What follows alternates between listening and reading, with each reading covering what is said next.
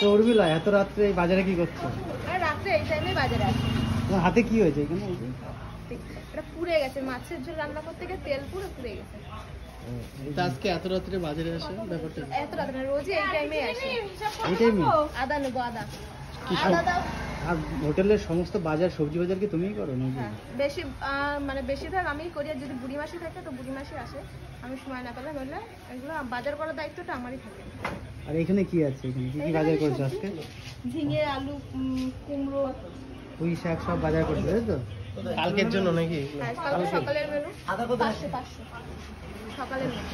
মানে আর হচ্ছে ওই চিকেন মটন কে আনতে হবে? চিকেন মটন কে বাজার করে এগুলো?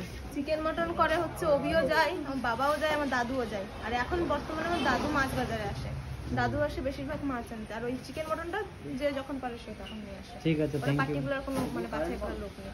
চলো বাই। চলো বাই।